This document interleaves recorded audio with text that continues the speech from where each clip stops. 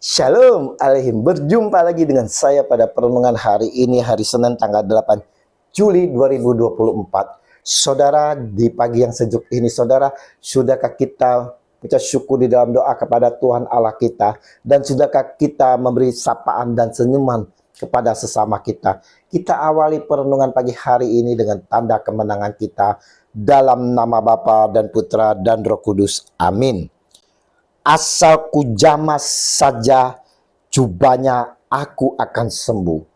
Bacaan liturgi hari ini diambil dari Hosea 2 ayat 13, dilanjutkan dengan ayat 14b sampai dengan 15 dan ayat 18 sampai dengan 19, serta Injil Matius 9 ayat 18 sampai dengan 26.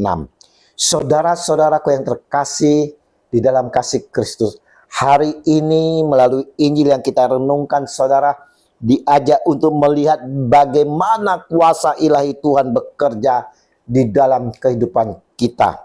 Mungkin bagi sebagian kita mempertanyakan atau sedikit ragu, saudara.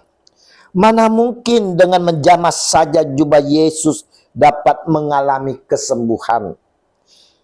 Dengan memegang tangan saja anak perempuan kepala rumah ibadat yang telah dinyatakan mati, bangkit dan hidup kembali. Apakah itu mungkin? Mungkinkah itu juga akan terjadi saat ini? Terjadi di dalam kehidupan kita? Saudaraku yang terkasih, saya ingin sampaikan kepada saudara, kuasa Tuhan tak terbatas ruang dan waktu. Iman yang kokoh akan Dia yang punya kuasalah akan mengalaminya. Ini adalah sharing saya sendiri, saudara. Waktu itu saya mengalami sakit saraf di kepala yang tak tertahankan. Selagi sakit, saya menahani dengan mencambak rambut saya, dan kadang saya benturkan kepala ke dinding, saudara, untuk menghilangkan rasa sakit yang tak tertahan. Sudah beberapa kali ke dokter, namun tak kunjung sembuh, saudara. Bahkan saudara, rasa sakit semakin parah. Dan dokter saraf yang memeriksa pun angkat tangan dan merujuk saya kepada profesor gurunya di kota lain. Singkat cerita, saya pun beralih berobat ke profesor tersebut. Setelah diperiksa sesama, dikatakan oleh dokter, kepala saya harus dibedah dan dipasang 3 cincin. BPJS tak mengcover. Saya pun tanya berapa biayanya, dijawab oleh dokter tersebut bahwa ini belum termasuk biaya jasa dan rumah sakit. Cincinnya saja, saudara, 150 juta. Saya kaget dan saya batalkan.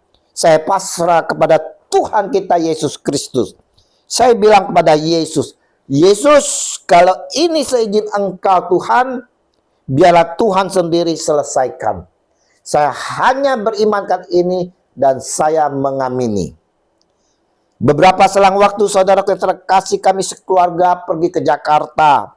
Saat pergi, menantu yang menjadi drivernya, dan saat pulang bergantian saya yang menjadi driver. Saat saya mengendalikan mobil, kepala saya sedang sakit berat sekali, saudara, yang tak tertahankan. Tetapi saya tetap untuk mengendarai mobil. Saya tetap mengemudikan sambil mencambak rambut saya yang kepala saya sakit.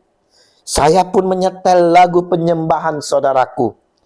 Nah, saat di tol dalam kota, tiba-tiba saya terasa kepala saya ditusuk 3 jarum, saudara. Saya terasa diakupuntur. Saya teriak dan memberitahu istri saya situasi ini. Dan istri saya beserta cucu spontan berteriak, haleluya, puji Tuhan. Lalu kami semobil memuji, menyembah kebesaran Tuhan. Selama perjalanan kurang lebih 2 jam, saya rasakan ditusuk-tusuk jarum, saudara.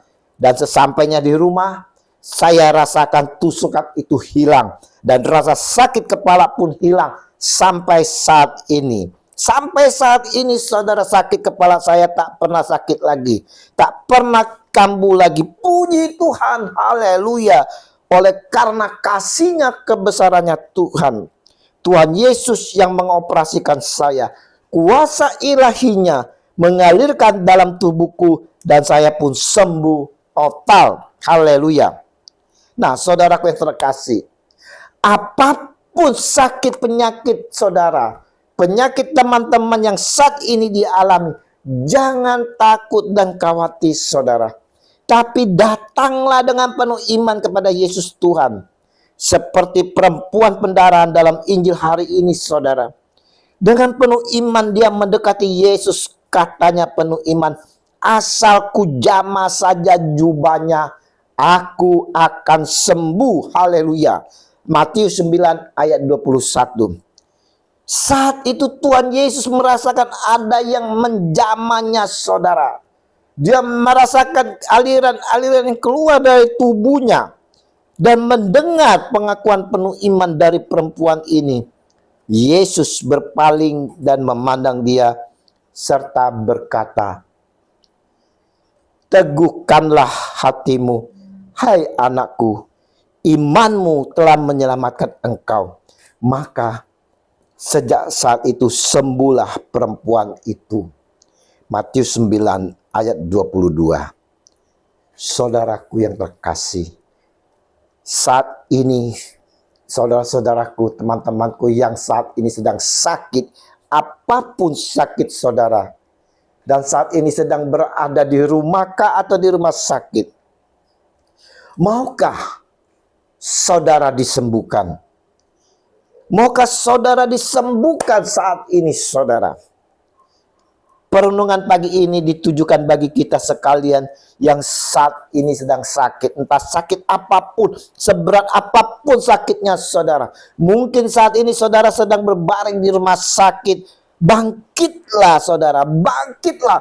Teguhkan iman saudara dengan sungguh-sungguh dan datang. Hampiri dia, hampiri Yesus Tuhan kita. Dia yang penuh belas kasih dan murah hati, akan memperhatikan, menjawab kita sekalian, menjamah kita semua saudara, menjamah teman-teman yang saat ini sedang sakit, maka kita semua akan sembuh, sembuh saudara oleh kuasanya. Mari saudara-saudaraku yang terkasih, kita mau bangkit saudara, kita mau hidupkan iman kita. Kita mau dengan sungguh-sungguh percaya dan mau menghampiri dia Yesus Tuhan. Dan bermohonlah dengan penuh pengharapan. Maka kita akan memperoleh kesembuhan darinya. Tuhan Yesus, Engkau yang berkuasa atas kehidupan kami. Pandanglah kami semua teman-teman yang saat ini sedang sakit. Yang sedang berbaring di rumah maupun di rumah sakit. Apapun penyakitnya saudara, ya Tuhan, Engkau lihat Tuhan dengan kasih-Mu. Biarlah Engkau boleh berberas kasih dan jamalah setiap saudara-saudara kami ini yang sakit, agar mereka mengalami kesembuhan yang hanya datang dari Engkau, Tuhan kami Yesus Kristus, yang bersatu bersama Allah Bapa yang mengutus Engkau, dan bersama Roh Kudus, kini dan sepanjang segala masa. Amin. Dalam nama Bapa dan Putra dan Roh Kudus. Amin. Shalom Aleihim.